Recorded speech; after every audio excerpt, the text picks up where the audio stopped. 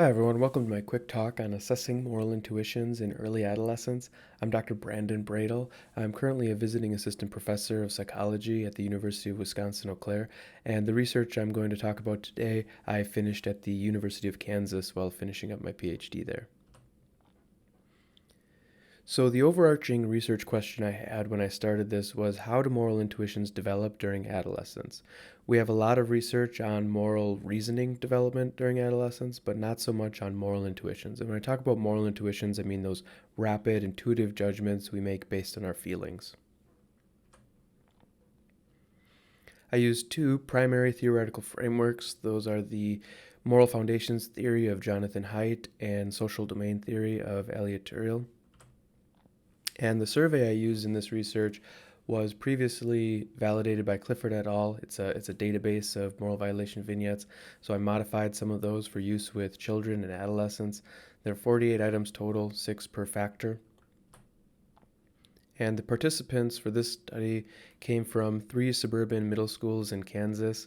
822 students provided usable results, average age 12.37 years old, and they came from predominantly Republican conservative counties in Kansas. And that's important. I'll talk a little bit more about that in some future directions research.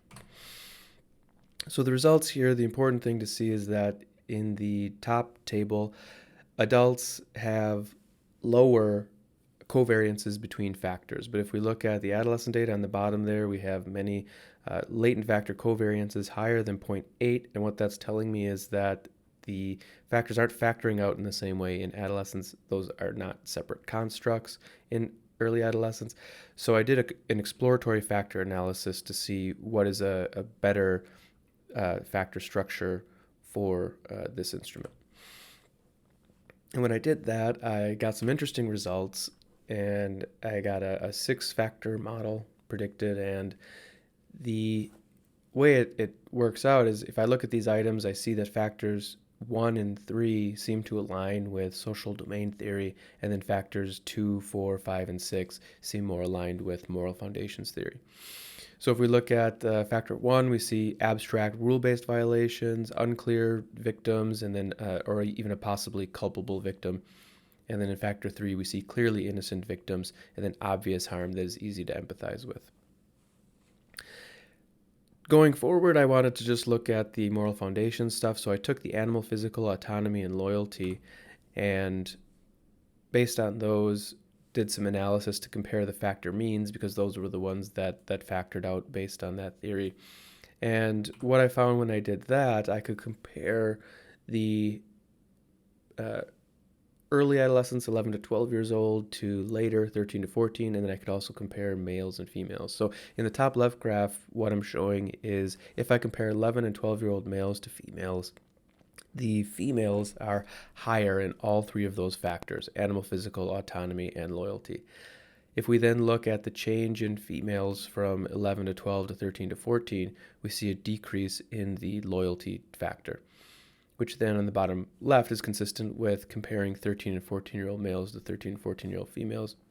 We see that the females are still higher in animal physical autonomy, but they have dropped to equal with boys in the loyalty factor. And in males, 11 to 12, 13 to 14, there is no change in the latent factor means. So the conclusions are that MFT and SDT alone are inadequate to explain the latent factor structure of moral intuitions in early adolescence.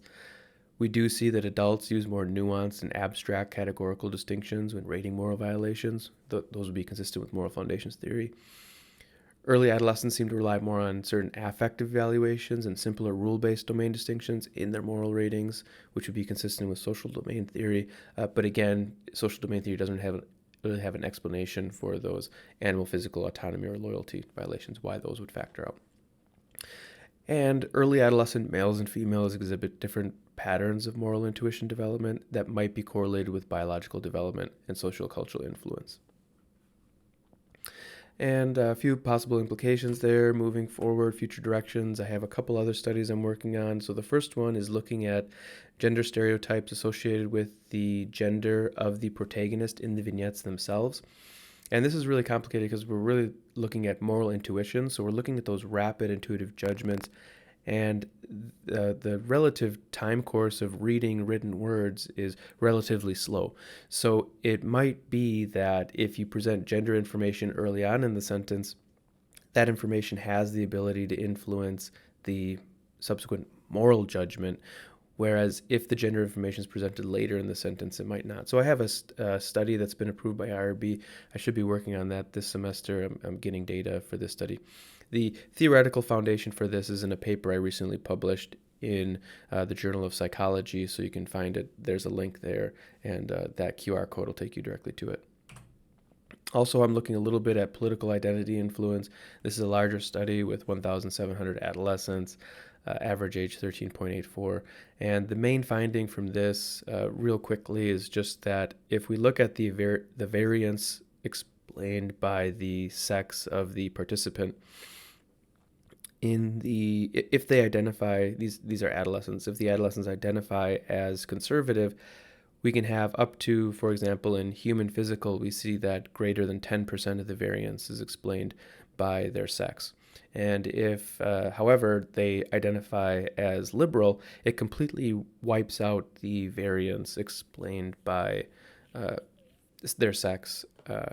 So the way I interpret that is that there's a gender internalization thing that's happening here that's moderated by political ideology. So again, there's a lot of work that still needs to be done on this, but I think it's interesting, provides an interesting future direction. So thanks so much. I'm looking for collaboration opportunities. Obviously, with COVID, I haven't had much opportunity to meet people and network. So definitely love talking about this stuff. If you have any questions, send me an email. Would love to set up a time to chat with you more about it. You can check out my website, and that'll give you some more information. I try to update that with all my latest work too. So thanks so much, and have a good rest of your day.